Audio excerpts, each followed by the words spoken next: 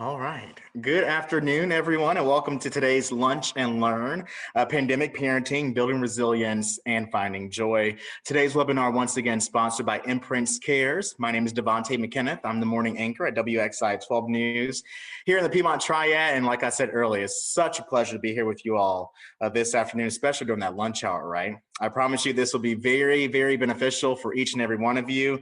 If you're at home or in the office this afternoon and you have a question for any of the doctors involved, feel free to leave that in the Q&A portion of this feature, and we'll try to get those throughout the conversation as well.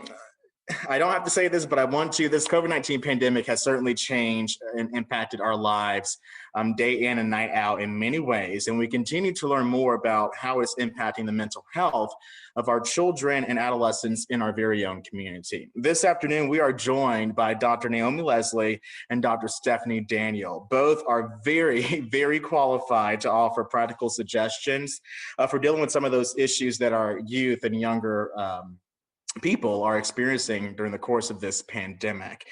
Dr. Naomi Leslie is a board-certified child and adolescent psychiatrist. Her official titles, plural with an S, titles are Assistant Professor of Psychiatry and Program Director for Child and Adolescent Psychiatry Fellowship at Wake Forest Baptist Health, as well as the Medical Director at Cross North School and Children's Home. Dr. Stephanie Daniel is a clinical psychologist affiliated with Wake Forest Baptist Health as well, and their Department of Family and Community Medicine. She also served as the Executive Director of the Shoal Health Alliance. Dr. Leslie, Dr. Daniel, thank you both for being here this afternoon. Let's go to the elementary school level. I'm sure that thing might differ a little bit. This question comes from the parents of an elementary school child. My son is a fifth grader at a local elementary school, and prior to this pandemic, he was engaged, a diligent student who seemed to really enjoy school. He started remote learning strong, but slowly started slacking off and spending more time on other screens.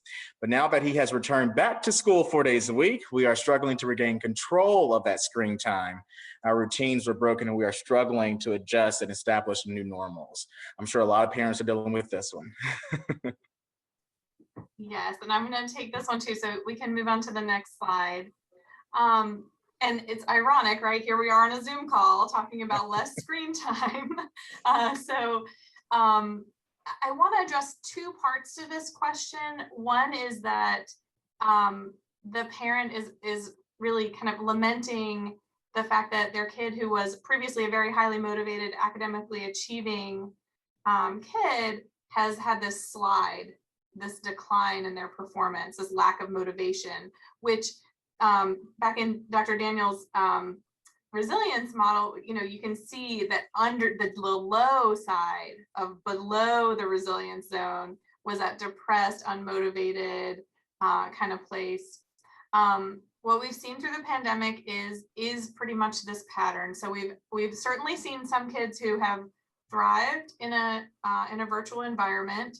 A lot of kids who had really significant social anxiety but were really academically self-motivated have done okay. I also will tell you that in my clinical experience and based on a lot of the publications since the pandemic started in mental health, is that we're seeing that learning loss is absolutely real.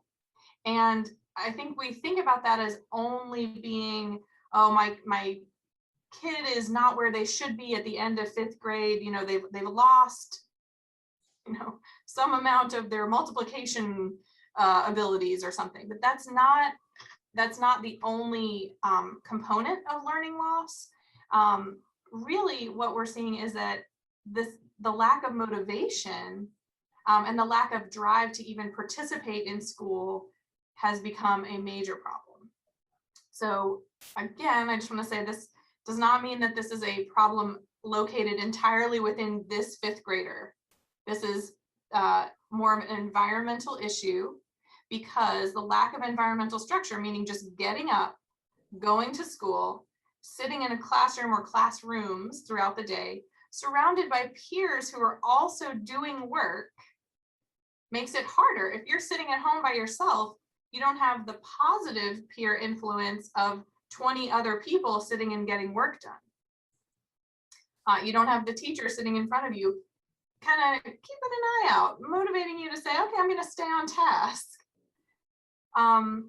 it's just it's been a very different environment, and we've seen a lot of kids struggle and become less motivated and become less academically proficient. The second part of the question is really more about screen time.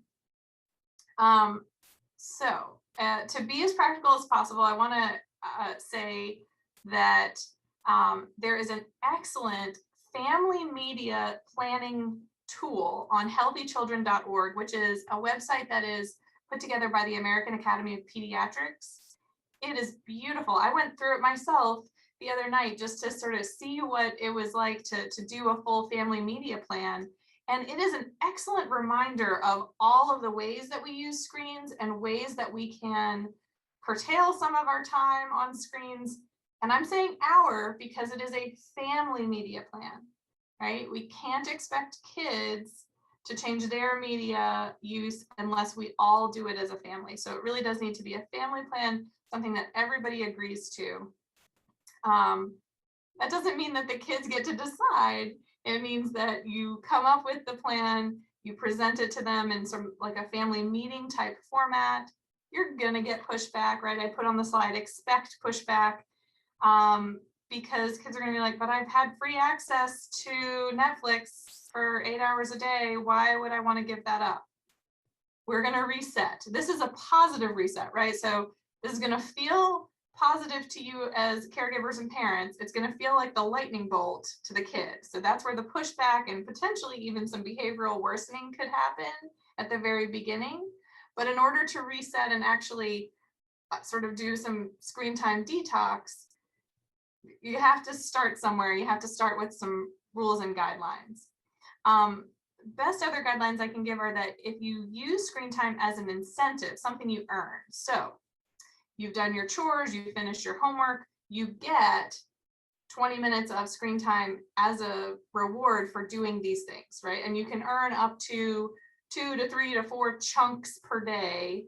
You can put them all together if you want, as the kid wants to, or if they want to separate them out and have short breaks, that's fine too. But using it as an incentive requires a little more work as a parent, but is more beneficial and structured for the kid in the long term.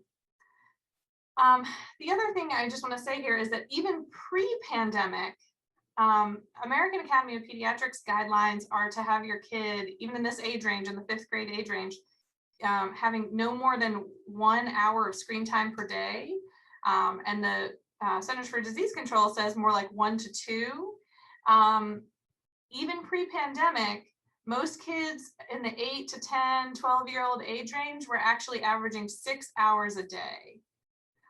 So this is a goal that we strive for as families, but even just cutting down is an improvement, and setting limits about no screen time at the table when we're eating as eating a family meal. Maybe there's certain times of day that we have family activities, or on weekends where we eliminate screen time. Maybe we eliminate screen time in the car unless it's a long trip. And we certainly want to eliminate screen time at times like at least an hour before bedtime to reduce blue light activation and sleep trouble. But there are lots of different places that you can trim the screen time down so that it feels more manageable and more appropriate for you and your kids. Well, thank you both so much for your time this afternoon. And thank you all our participants, for coming in to our webinar on this Tuesday. We will be sending out more information about the programs that Imprints Cares offers to all the participants rather. That will be sent out sometime today, I believe. And you can also always find much more information at imprintscares.org. Dr. Stephanie Daniel, Dr. Naomi Leslie, thank you so much again.